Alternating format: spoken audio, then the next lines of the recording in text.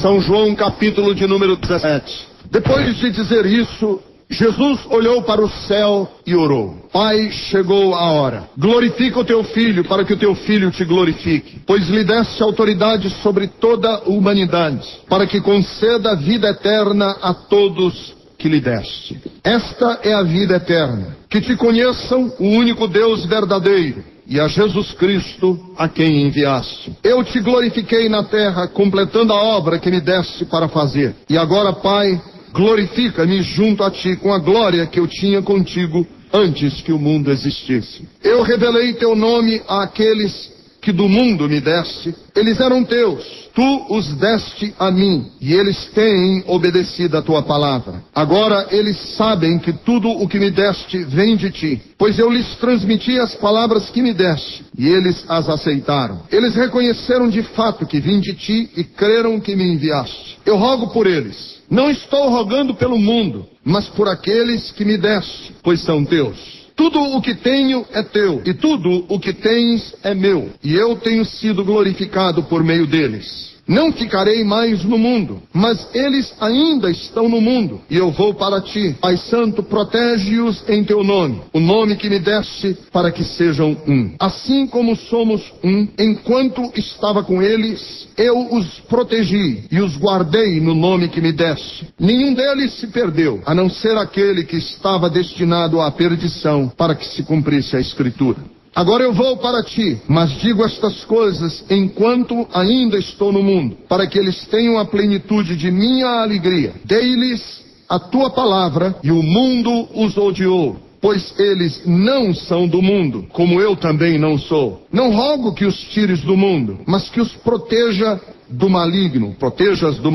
Eles não são do mundo, como eu também não sou. Santifica-os na verdade. A tua palavra é a verdade. Assim como me enviaste ao mundo, eu os enviei ao mundo. Em favor deles eu me santifico, para que também eles sejam santificados pela verdade. Minha oração não é apenas por eles. Rogo também por aqueles que crerão em mim, por meio da mensagem deles, para que todos sejam um, Pai, como tu estás em mim e eu em ti, que eles também estejam em nós, para que o mundo creia que tu me enviaste. Dei-lhes a glória que me deste, para que eles sejam um, assim como nós somos um. Eu neles e tu em mim. Que eles sejam levados à plena unidade, para que o mundo saiba que tu me enviaste e os amaste como igualmente me amaste. Pai, quero que os que me deste estejam comigo, onde eu estou, e vejam a minha glória, a glória que me deste, porque me amaste antes da criação do mundo. Pai justo, embora o mundo não te conheça, eu te conheço, e estes sabem que me enviaste. Eu os fiz conhecer o teu nome, e continuarei a fazê-lo, a fim de que o amor que tens por mim esteja neles, e eu neles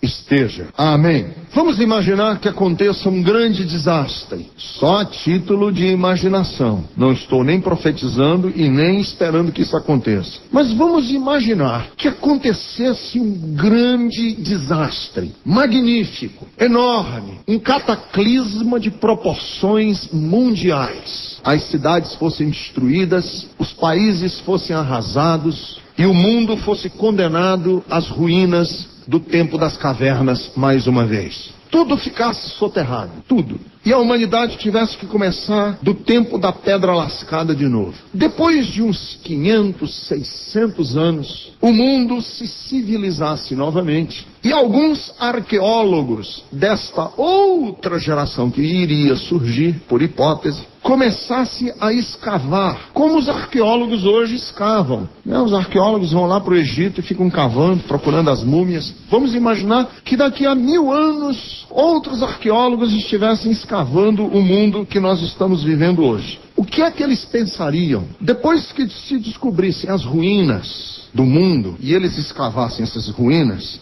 descobrissem o McDonald's. E aí eles continuassem escavando, eles descobrissem uma coleção de CDs do Tchan, Mamonas Assassinas, os Raimundos, e aí eles iam continuar escavando. Iam descobrir o jornal O Dia, lá do Rio de Janeiro, e daqui de São Paulo, ganha aquele que se espremer sai sangue, Notícias Populares. Aí eles iam continuar escavando, iam descobrir a revista Caras, iam encontrar pacotes de programas de televisão gravados. João Kleber, Ratinho, Adriane Galisteu ensinando sobre sexualidade, Luciana Gimenez e fazendo pegadinha. Iam achar uma banca de revista e iam descobrir as revistas pornográficas que tem lá. E os arqueólogos iam começar a descobrir a nossa civilização. Iam saber sobre os narcotraficantes. Iam saber sobre as denúncias de dinheiro que foi enviado para a Suíça. Dinheiro que era para ser gasto com a merenda escolar de crianças pobres. E agora está sendo gasto em cassinos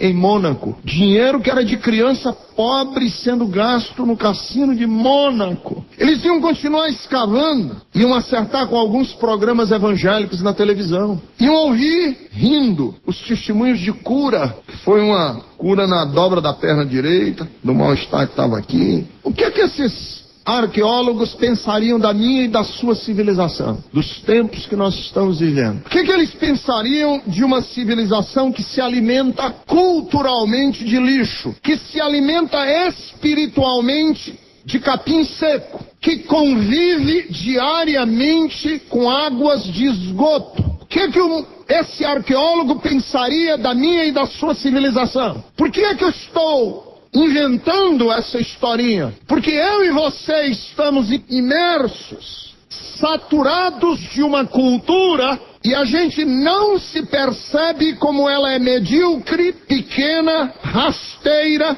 Essa cultura pequena, medíocre, mesquinha, ordinária que nos envolve, nos rodeia, é o que a Bíblia chama de mundo. Você me diz, pastor, o que é mundo? Que a Bíblia chama de mundo? É óbvio que na Sagrada Escritura a palavra mundo tem várias conotações diferentes. Mundo pode significar o mundo habitável, a natureza. Quando a Bíblia fala de mundo, ela pode estar significando as plantas, os rios, os mares, as florestas, os animais selvagens, os animais selváticos, os animais domésticos. A Bíblia chama isso de mundo. Esse mundo é responsabilidade nossa cuidar dele. É responsabilidade nossa mantê-lo bonito. A Bíblia também chama de mundo os seres vivos, os homens e mulheres. Por isso é que João 3,16 diz que Deus amou o mundo de tal maneira que deu seu Filho unigênito para que todo aquele que nele crê não pereça, mas tenha vida eterna. Mas existe um mundo na Bíblia que há um conselho claro, explícito, de que este mundo nós temos que sair dele, que nós temos que rejeitá-lo, que nós temos que guardarmos-nos dele, porque ele é uma força esmagadora, que esse mundo é uma força que nos oprime, que nos asfixia, que nos tira o fôlego.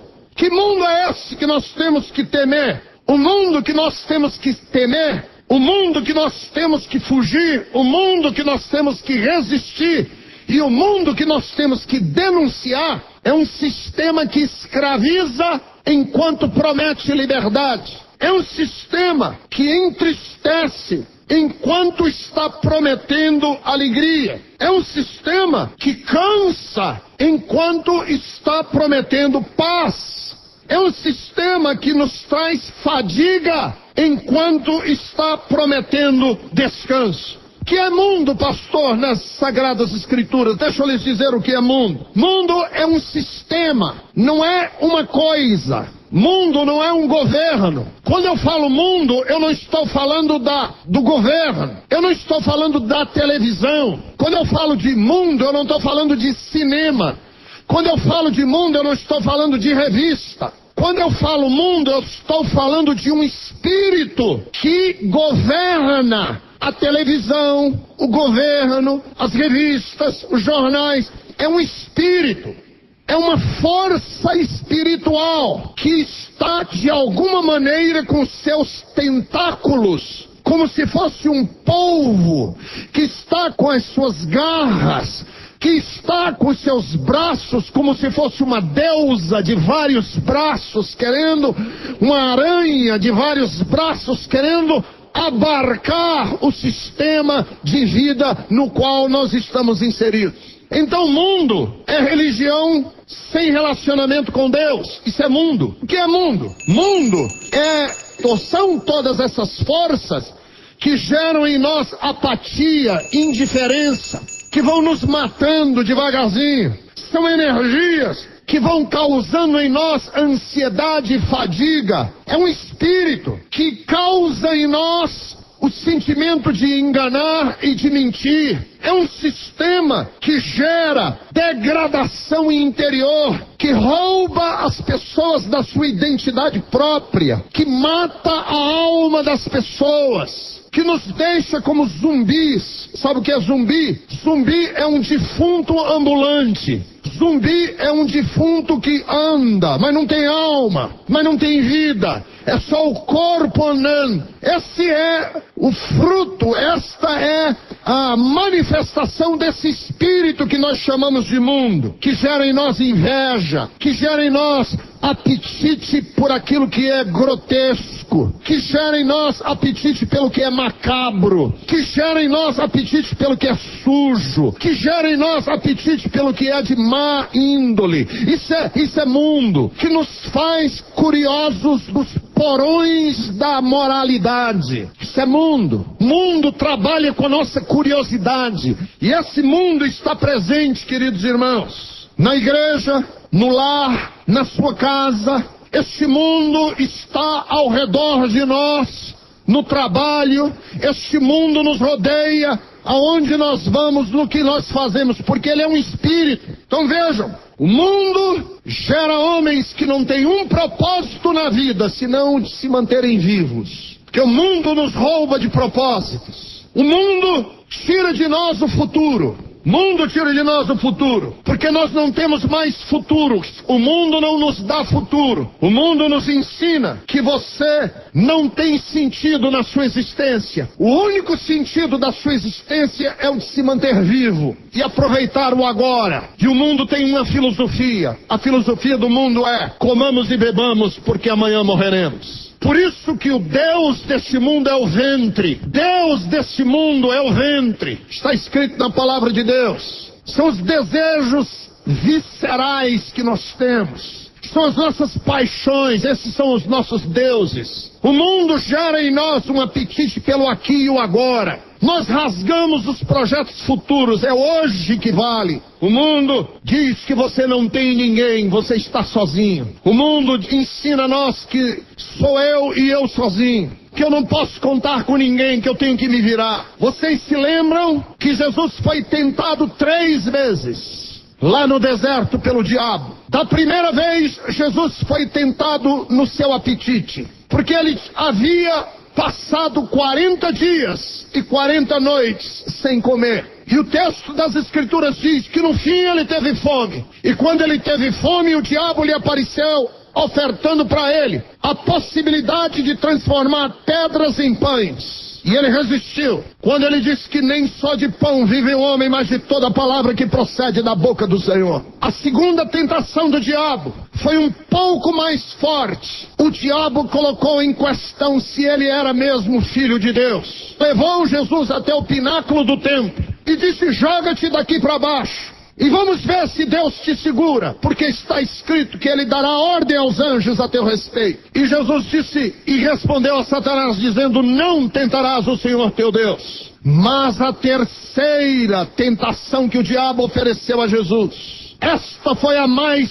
forte de todas. O diabo mostrou o mundo com a sua riqueza, com a sua pompa, mostrou o poder, mostrou tudo que o mundo tem para oferecer e disse para Jesus assim: tudo isto eu te darei, se prostrado aos meus pés me adorares. E meus queridos irmãos, nós estamos hoje enfrentando, cada um de nós, esta tentação. O diabo sabe que nós também podemos vender a nossa alma pelo poder, pela fama, pela fortuna. Nós podemos vender a nossa alma pela tentação que Jesus atravessou ali no deserto. Jesus sabia disso. Jesus sabia que assim como o diabo ofertou a ele, Jesus, ele ofertaria a você e a mim. Ele sabia que assim como ele teve que atravessar esta tentação, ele sabia que você e eu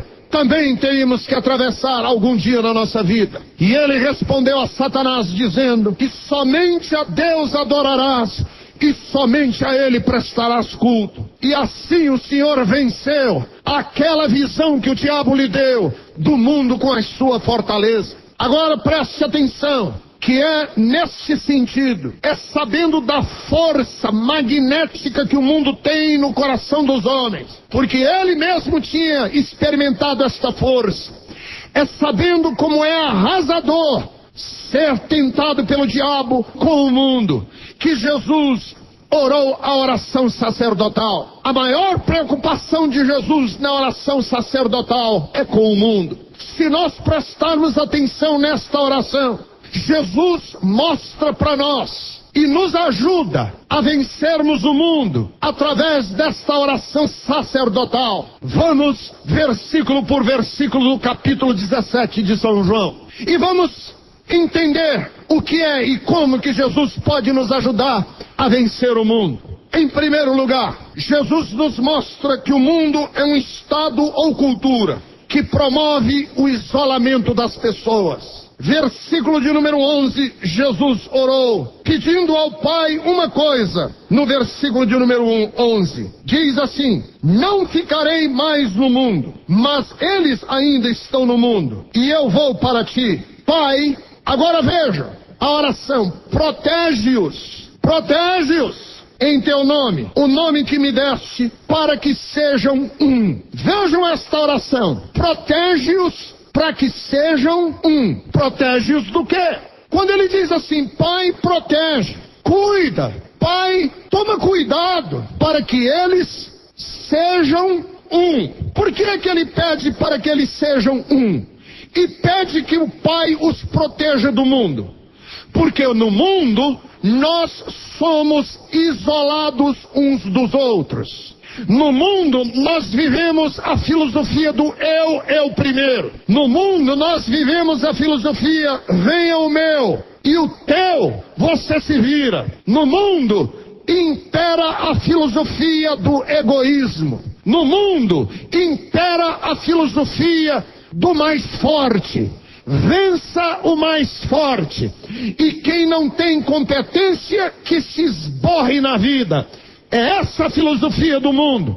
E aí o Pai diz assim, Pai, protege-os, para que eles nunca percam de vista que eles são um contigo. Que nós temos que ser um. Que nós não podemos viver a nossa vida isolados uns dos outros. Por quê? Porque se esta é a filosofia do mundo, vai isolando as pessoas vão se distanciando umas das outras, e quanto mais distantes nós estamos uns dos outros, quanto mais afastados nós estivermos uns dos outros, mais frágeis nós seremos. Nós só somos fortes se nós pudermos ser uma corda de 3 dobras. Qual é a corda de 3 dobras? Eu, você e o Pai, e o Filho e o Espírito Santo na outra dobra. E aí quando essa corda é de 3 dobras, ela não se quebra com facilidade. Mas o mundo está nos ensinando a sermos isolados. Nós vamos nos isolando. Primeiro, nós nos isolamos da nossa família. Antigamente a família era pai, mãe, filho, aderente, cunhado, primo, prima, subprimo, primo de 2º grau, primo de 3º grau. A família era uma coisa enorme. Ia fazer uma festa na família, ou de aniversário, ou de Natal, ou de Ano Novo. Era gente que era tanta gente. A família se via, os primos se amavam, mas aí a família foi se afastando. Hoje a família é pai, mãe e filho. 2 filhos às vezes, no máximo. E ainda tem mais. Ninguém se vê, porque no ritmo da vida ninguém se vê. Faz uma refeição, um come num lugar, outro come no outro. Se encontra apenas no domingo de manhã, acorda, e aí um olha pro outro e diz, o que a gente vai fazer? E a vida é uma correria, de um lado pro outro, correndo. Somos isolados. Mas havia uma coisa, Essa família tinha uma igreja, que era a igreja do bairro. Lembram que as igrejas eram comunidades? A gente tinha os nossos amigos na igreja, a gente crescia uns com os outros, a gente se amava. Às vezes saía fogo, era pedra batendo contra pedra que saía faísca, mas essa é a minha igreja, esse é o meu povo. Acabou-se isso. As igrejas hoje são entra e sai de gente. Hoje um está aqui, outro da manhã pode estar na outra, amanhã pode estar na outra. Não tem relacionamento. E nós vamos nos isolando. Não temos mais primos, não temos mais tios, não temos mais irmãos, não temos mais família, não temos mais igreja, sou eu sozinho. E o mundo vai nos isolando cada vez mais. Aí a Bíblia Sagrada diz: Pai, protege-os para que eles voltem a ser um. Sabe por quê? Porque quando nós estamos em comunidade, quando um cai, o outro levanta. Quando um está com frio, o outro aquece. Quando um está desanimado, o outro diz: eu estou contigo. Quando um está caindo e o diabo está fazendo frente a nós somos uma comunidade de Deus que se ama e que se quer bem. O diabo sabe que quando o povo de Deus está unido, existe uma força poderosa.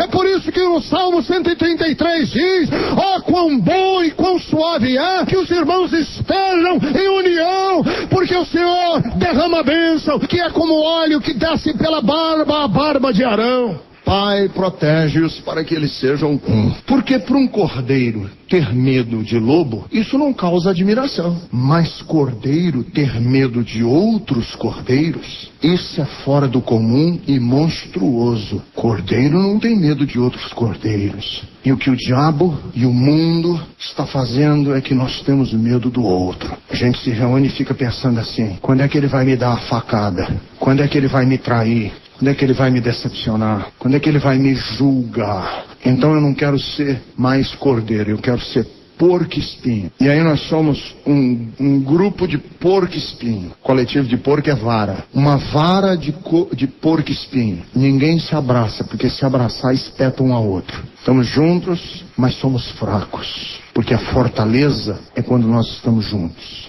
Mundo é o mundo do egoísmo, do eu sozinho. Segundo lugar, Jesus mostra que o mundo é um estado ou cultura de morte e de violência. Veja no versículo de número 12. Como o mundo é um mundo de morte e de violência. Versículo de número 12. Enquanto estava com ele, eu os protegi e os guardei no nome que me deste. Nenhum deles se perdeu. A proteção aqui é uma proteção da violência. Guardei no teu nome, porque o mundo é um mundo de violência.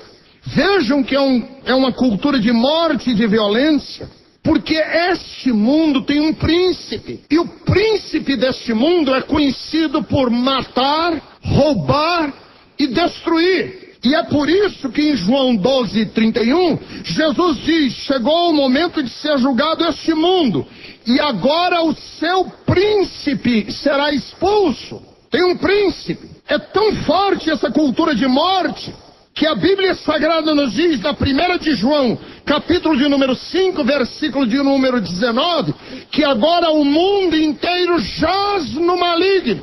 A Bíblia Sagrada diz: sabemos que somos filhos de Deus e que o mundo jaz no maligno. E vocês sabem que o verbo jazer é um verbo que só pode se aplicar a morto. Se algum dia você ouvir assim: aqui jaz o Ricardo Gondim, saiba que ele morreu. Porque é um verbo que só se usa com morto. Aqui jaz, quer dizer, aqui está o defunto. E a Bíblia Sagrada diz: agora, filhinhos, sabemos que somos de Deus e que o mundo jaz no maligno. Que maligno é esse? É o maligno da violência, da cultura da morte. E Jesus disse: eu o protegi porque ele é lobo. Existe um mundo que é dominado pelo espírito de lobo, pelo espírito de lupus, que é lobo em latim, o espírito de lobagem. Sabe o que é espírito de lobagem? Um querendo comer o outro. Não dê moleza que eu passo por cima de você. Essa é a cultura do mundo. Não dê moleza que eu lhe engulo. Fique esperto, porque senão ele passa para trás. É o espírito de lobagem, que é o espírito do mundo, que impera nos negócios. E eu vou dizer uma coisa para você, querido irmão. Nós já tentamos fazer negócios aqui na Bethesda com crentes com espírito de lobagem. Lobos nos negócios. Cuidado que ele passa você para trás. Trabalhando crente, trabalhando na casa de Deus, e a gente tem que tomar cuidado, senão ele passa para trás. Espírito de lobagem dentro de lares. A mulher tem que ficar esperta, porque senão o marido passa ela para trás. O pai tem que ficar esperto, porque senão o filho é um lobo que o derrota. É a cultura da violência, a cultura da esperteza, a cultura daquele que está pronto a dar o bote na hora que você perder a guarda, um segundo sequer. Esse é o espírito do mundo, que está nos negócios, que está dentro de casa, que está no relacionamento marido e mulher. Thomas Carlyle havia se casado com a sua própria secretária. Apaixonou-se pela secretária, casou-se com ela. 8 meses depois de casado, ele se tornou um homem frio, duro, e tratava a mulher dentro de casa pior do que ele tratava quando era patrão dela. Ela adoeceu de câncer. Ficou confinada ao leito por anos antes de morrer. Ela finalmente morreu. E Carlyle voltou para casa naquele dia, era um dia de chuva, e entrou em casa sozinho. Passou 2 dias sozinho com a casa trancada e começou a sentir falta da mulher dele. E aí foi mexer nas gavetas. E do lado da cama, onde a mulher dele tinha padecido de câncer todos aqueles anos, tinha uma escrivaninha. Ele abriu a escrivaninha e tinha um diário. E ele conta que se ela estivesse viva, ele jamais teria aberto aquele diário em respeito a ela. Mas como ela já havia morrido, ele sentiu-se com liberdade de folhear o diário da mulher que havia falecido. Nas primeiras páginas estava escrito assim: eu acho que hoje ele não vai voltar para o jantar. A cada momento, eu aqui deitado nessa cama, fico imaginando, será que ele vem hoje, depois de tantos anos, me dizer que me ama? Passava a página, dizia assim, a outra página: hoje ele passou o dia comigo, como estou feliz. Passou outra página: por que ele passa dias e dias sem falar comigo, me tratando como se eu fosse um objeto? Passou outra página: eu amo mais do que qualquer outra coisa, e que mais sinto falta dele é que ele me tratasse como a namorada que eu já fui dele. E Carlyle, quando leu o diário da sua mulher, saiu correndo pela chuva até o cemitério, jogou-se sobre o túmulo da mulher dele, e naquele lugar de silêncio se ouvia o choro desse homem ecoando. Ele gritava dizendo assim: ah, se eu soubesse! Ah, se eu soubesse! Ah, se eu soubesse! Eu teria amado você. Escute, irmão, escute, mulher, escute, marido, escute, pai, escute, filho, que eu vou lhe falar agora. O mundo é um mundo de lobos, em que as pessoas são tratadas como objeto, em que o outro é tratado como um obstáculo a ser vencido, uma conquista a ser ganha, em que as pessoas são tratadas com desdém, em que nós estamos prontos a pisar quem quer que seja, em que nós estamos prontos a fazer uma escada de cadáveres, sendo que ela nos leve para cima. E aí Jesus vem e diz: Senhor, Pai Santo, eu os guardei para que eles não fossem contaminados pelo espírito que contaminou Judas, que é o da traição, que é o da violência, que é o do ódio, que é o espírito que passa o outro para trás e que trata o outro com desdém. Escute o que eu vou lhe dizer, meu amigo, rapaz e moça, um dia você vai olhar para trás, seja nesta história de vida, seja na outra eternidade, e você vai se lembrar dos seus entes queridos, você vai se lembrar dos seus parceiros, dos seus amigos, dos seus companheiros de trabalho que lhe rodearam, e você vai ouvir o seu próprio choro ecoar pela eternidade. Se eu soubesse, se eu soubesse, se eu soubesse. Filhinhos, vós sois de Deus, e tendes vencido os falsos profetas, porque é maior aquele que está em nós do que aquele que está no mundo. Nós somos guiados por uma outra filosofia. Terceiro, o mundo é um estado ou é uma cultura que rejeita os valores da palavra de Deus e do reino de Deus. Veja no versículo de número 14. O mundo é uma cultura que rejeita os valores da palavra de Deus. É um sistema que rejeita os valores do reino de Deus. Versículo de número 14. Dei-lhes a tua palavra e o mundo os odiou. O mundo os odiou. Eu lhes digo que eu o meu coração se constrange quando eu vejo de um lado e do outro, igualmente, pastores dando a mão a políticos, como se nós fôssemos desse sistema de coisas. O mundo nos odeia, irmãos. Esse sistema que está aí pode até querer nos usar, mas nos odeia. E eu não estou falando de um ou de outro candidato, não. Porque é dos dois lados. O mundo nos odeia. Você sabe por que o mundo nos odeia? Porque o mundo odeia os valores do reino de Deus, da palavra de Deus. A Bíblia Sagrada nos diz que o servo não é maior do que o seu senhor. O servo não é melhor do que o seu senhor.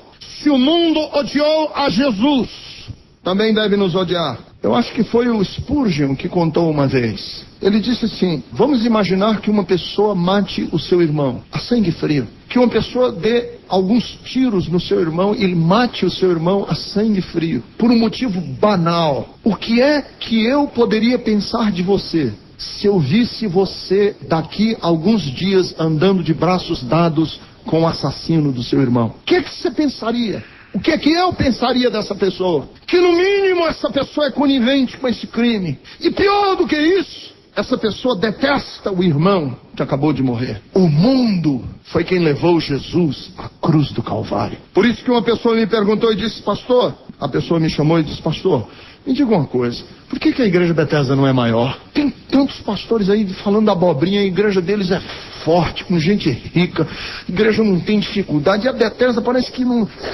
tem mais fama do que na verdade é. A gente ouve falar da igreja Bethesda e pensa: quando chega aqui, por que, pastor Ricardo? Eu disse para essa pessoa: irmão, isso não compete a mim, que a Bíblia diz que é Deus quem dá o crescimento. Eu estou sendo fiel. Agora tem uma coisa: se para ser grande nós vamos andar no fluxo do mundo, nós nunca vamos ser grandes. Nós vamos no contrafluxo. A gente vai remar contra a natureza. Você sabe o que é que um desses dias eu ouvi de uma igreja evangélica sendo pregada no púlpito? Eu ouvi, ninguém me contou. Domingo de manhã eu estava vindo de um congresso, liguei o rádio do meu carro, fulano de tal estava pregando. Ele disse assim: vocês aqui não são mais fortes e não são mais ricos e não são... porque vocês são os acomodados. Isso ele pregando. Vocês não prosperam na vida porque vocês ainda não aprenderam a amar o dinheiro. No dia que vocês aprenderem a amar o dinheiro, como eu, vocês vão ser prósperos na vida. Olha, porque é o seguinte: você está se contentando aí com esse saláriozinho aí,